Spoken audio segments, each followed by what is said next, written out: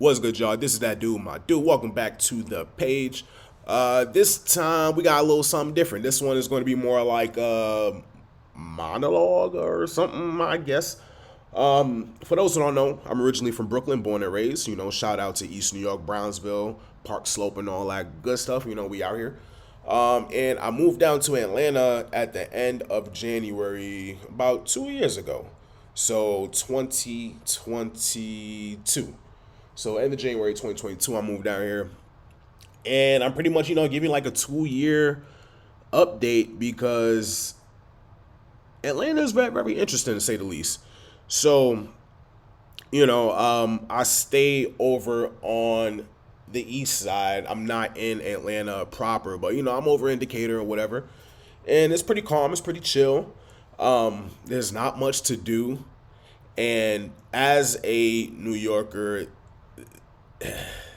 it gets it gets pretty boring, you know. And that's not to say that it's bad or anything like that, but it's just that I'm used to more of a faster pace, and I thought that I would have adapted, to the routine and everything by now.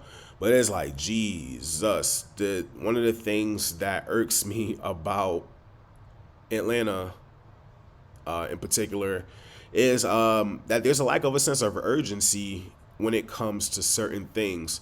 And I understand taking your time and all that good stuff to make sure you provide a solid product or solid service, things like that. But it's just like, yo, y'all moving slow, and then it's like the shit that y'all giving out is not even, it's not even anything to write home about. Atlanta is praised for a lot of its food, but honestly, dogs, ooh, I think some of the locals might need their taste buds readjusted. And I'm here for all the smoke. So you can just drop it down in the comments. Let me know if I'm off base, or let me know if there's some places that you would recommend. But honestly, the only good food that I've had down here has been Mexican food, and that's because there's a lot of Mexicans down here. And the Chinese food is ass. The Dominican food down here, like I'm afraid to try it because it got like 2-star reviews and things of that sort. So there's a lot of room for improvement. There's a lot of potential, but the way things are right now, it's like the people down here really don't get to it, with the exception of a handful, of course. But it's like for the majority of the people, for like, the hustle and bustle that I'm used to in New York, it's like, yo, y'all need to wake up and snap out of it because there's so much money out here. It really doesn't make sense because there was a point in time where I was unemployed for like 6 months and I managed to not go homeless, because like there's money out here if you are willing to go get it. If just sit down, come up with a plan, figure something out, and just go get to it. Because people down here, a lot of them spending time in their house, because Atlanta is not really a walkable city, especially over here in Decatur. It's not walkable. You need a car to go everywhere, which is another, I would consider like a downside or a con, or if you will. Simply because, I'm used to walking everywhere in New York. Well, shit, not in New York, like just in general. Growing up in New York, it allowed me the liberty to be able to go explore my city on foot, mostly. And the subway, we're not even going to talk about the MARTA, because that's a far gone conclusion that the MTA pretty much smokes the MARTA in every statistical category. But I was speaking about this yesterday, like maybe the crackheads between the MARTA and the MTA, like if we would have put them head to head, it just might be a draw. So that might be the one statistical category that they're even in, because I've seen some interesting things here on the MARTA, as well as some interesting things I've seen on the MTA. But that's neither here nor there. But yeah, man, the food, the lack of a sense of urgency, and one of the biggest things that really peeves me about Atlanta is that everybody be out here faking the funk, dogs. People say that they do this, they do that, they have access to this, they have access to that, or that they are this or they are that. And then it's like, all right, cool, let me see your work. Or, let me work with you, or let me invest. And then it's crickets. I'm like, bruh, what's what's going on out here in these streets, dogs? I thought you would get into it. And that's something that I've noticed that's easy to fall into. Like a lot of like I said, a lot of people fake it till they make it out here. So they put on this mask and this facade, and once you see through it, it's like you realize that on your end is just a lot of wasted time and effort.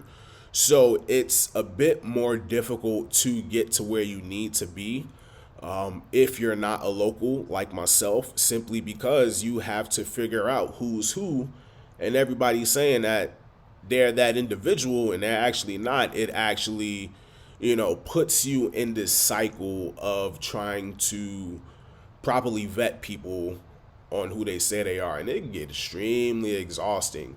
So, to counter that, I've been looking up different events in like the sectors that I'm into. So I'm into video games and I'm into tech. So I was referred to the Xbox Game Camp, the Xbox Studios Game Camp over at Microsoft. So pretty much, we built the game in 8 weeks, their marketing and all that good stuff. I was the director of marketing.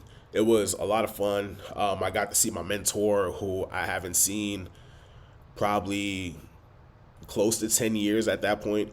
Um, and also, just got to meet some like-minded individuals from the area of Atlanta and the surrounding, towns and all that good stuff. So there's definitely people who are going in the right direction or going in the same direction that you're going in, that they're definitely out there, but it's like you really gotta sift through it.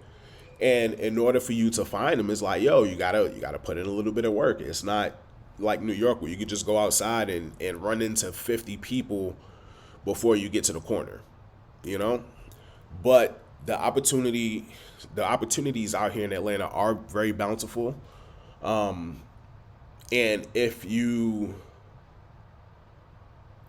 plan right, you can really be well off within a span of 3 to 5 years.